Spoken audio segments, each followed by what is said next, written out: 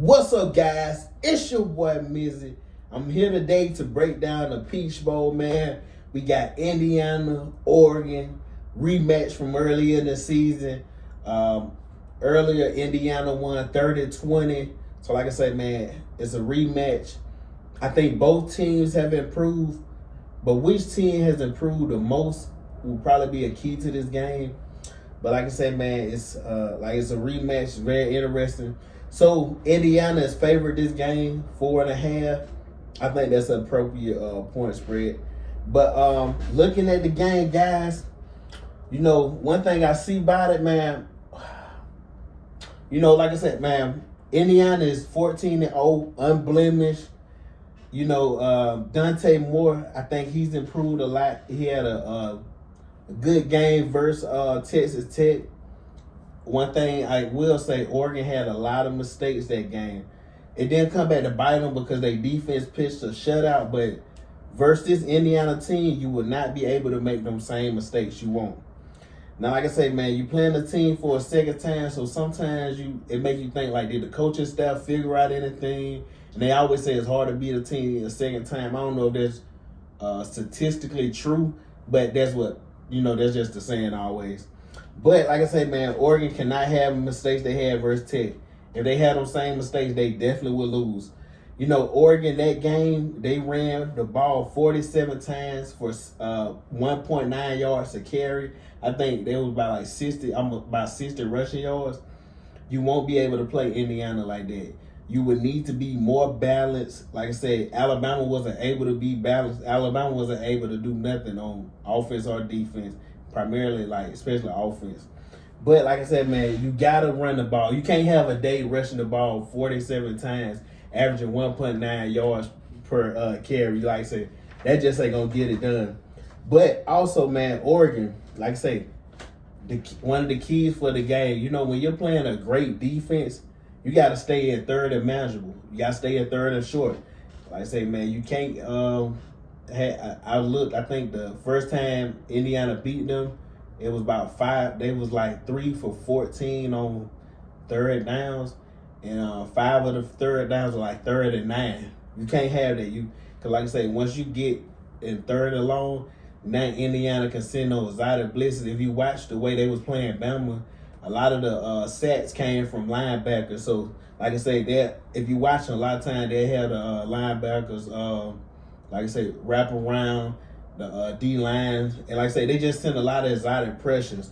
And, like I say, the one reason that I'm picking Indiana this game is just because simply, I think Mendoza, I think he'll have a good game or maybe a great game, but it's less on his shoulders. It's not, he doesn't have to be Superman to win the game because I think he has the better overall team. If Oregon wins this game, it will be because Dante Moore balled out, had he may not have to have 300 plus passing yards, but 3 or 4 passing touchdowns, rushing the ball 40, 50 yards. He has a game almost like Trinidad Chambliss had versus Georgia, a game that he really just balls out. I don't think Oregon run game will be good enough to just take over this game, but they do need to be good enough to just keep that defense at bay and, like I say, release some pressure off Dante Moore. Like I said, man, Indiana, one thing about them is nothing flashy. They play balance. Versus Bama, they passed for 192 yards, rushed for 218 yards. Like I said, balance, very balanced. This team, they don't beat themselves. They play clean football. They, like I say, few turnovers. Like I say, you really got to beat them. You got to go beat them. And like I said, I just think it's going to be difficult to stop Black and Hemby from running the ball.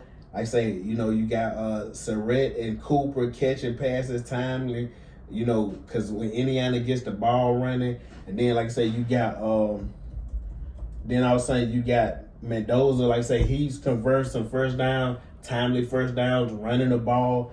And like I say, man, I just think it's going to be hard because this team is just so balanced. Like I say, man, it's real balanced. And, one interesting thing, this doesn't really have nothing to do with the game. Something interesting, I seen that if you look at both all these teams that's right now in the playoffs, like all of them have a transfer quarterback.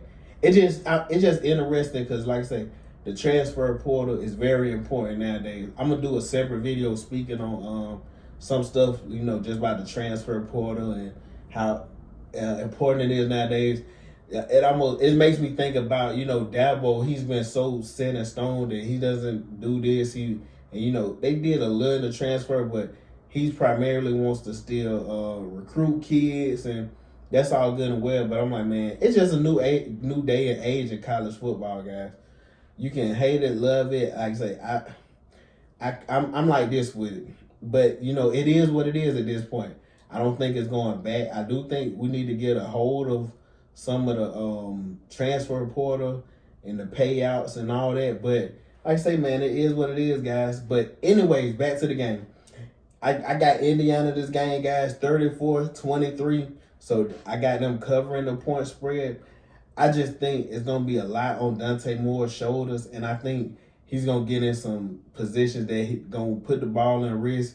Indiana probably come up with at least one interception, a couple sacks. And if you watch the game versus Tech, like I said, they defense shut Tech down.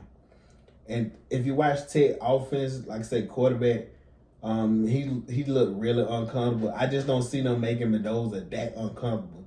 Like I say, maybe they can get him to, slow down the offense and slow down the run game. But I just think at the end of the day, I think Indiana is the more balanced team. And I also think this Indiana team is underrated as far as, I know when you look at star ratings, this team doesn't have a lot of 5, 4-star. When you look at teams, traditionally you look at star ratings. But if you look at, I think this Indiana team, to tell the truth, that's the reason I always tell people, man, star ratings is good, but it doesn't tell everything. Because it can be a kid that's, he's a 5-star, like the DB at Oregon. He looks like he's awesome, and he's had the 3 turnovers with the 2 interceptions and the fumble. Yeah, you may sometimes have a guy that, bam, he hits all of it. Yeah, he's a 5-star, and he's flying out the ceiling. But sometimes you're going to have guys who are 3 stars, just as good or better than that 5-star. But we get so entangled into this star and this, what guy fits your system the best? Because I can see Curt Cinetti being the type of coach. I'm sure he wants talent, but he wants guys that's going to buy into his system and guys that's going to do their job. That's one thing I always took from Nick Saban.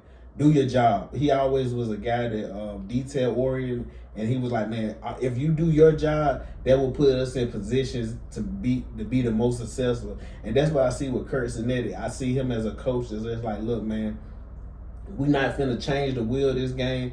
Let's come out here, keep it simple, and do what we do. So like I said, man, I got Indiana 34-23. Like I say, we'll see how it is. I'm really not pulling for nobody this game. Like I say, my team's out. Like I say, so I really don't care. Like I say, I guess I'm pulling for Ole Miss just because not because they in the SEC, just because I like their storyline as far as Lane Kiffin leaving. It would just rub that in his face. The team you left went on and won a championship. But anyways, guys, like I say, man, I just wanted to come on, speak briefly about the game. I don't know if I'll do a live stream watching the game. I'll see. But if I don't, I'll be back speaking about it. But anyway, guys, hey, Happy New Year's. And like, comment, subscribe, share. And I'll catch you next time. Appreciate all the love.